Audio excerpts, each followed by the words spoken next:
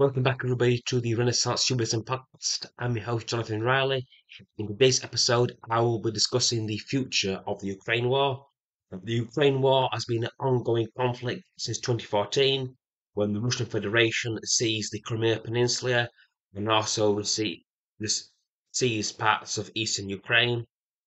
This was during the attempt on the part of the Russians, and leadership of Vladimir Putin, prevent the eastward expansion of the North Atlantic Treaty Organization, because there were moves on the part of Ukraine moving towards Europe, towards democracy, towards NATO, which the Russians perceived as a threat to their national security and national survival.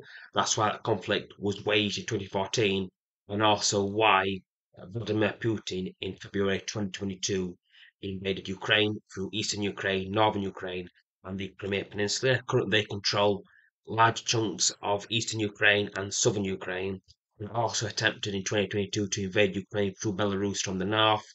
Invasion failed due to internal Russian corruption. It's estimated that at least a third of the Russian military procurement budget that's supposed to buy guns, equipment, and fuel was actually misused and actually taken by the Russian oligarchs, people within the Ukrainian military, within the Russian military, and within the Russian government, used to fund their own lifestyles as well.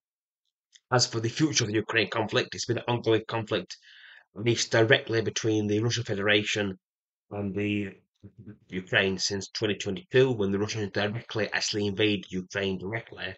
The future of that conflict, I can see it going two ways. The first way is that the Russians defeat Ukraine. It's still a very big possibility because it still very much is the Ukrainians' war to lose. If that does happen, we'll need a massive Russian occupation army of Ukraine. To give some insight, when Nazi Germany invaded the Soviet Union during Operation Barbarossa in 1941, they invaded Ukraine with an army of 500 million strong, and a million-man army had to remain behind in order to occupy Ukraine. The Russian invasion of Ukraine in 2022, the army was tiny, around 250,000 strong, so it was very much too small to actually be effective to actually conquer Ukraine itself. I believe that Vladimir Putin, due to the experience of the United States defeat in Afghanistan, um, the United States were involved in Afghanistan from 2001 to 2021. When the United States actually left Afghanistan, the government that they left in charge of Afghanistan, it collapsed within 15 days. I believe that Vladimir Putin believed that President Zelensky, leader of Ukraine, would fall as well, that he would do a runner and that the government would collapse. That didn't happen. He held his nerve. The military held its nerve. And also, due to the Russians attacking Ukraine since 2014, it developed more of a sense of an independent Ukrainian identity, separate from Russia as well. So it helped to give birth to the rise of Ukrainian nationalism, Ukrainian patriotism, and separatism from the Russian Federation as well. And because of that, if the Russians do actually win the war, there's also a large chance that they'll actually break their own backs as well.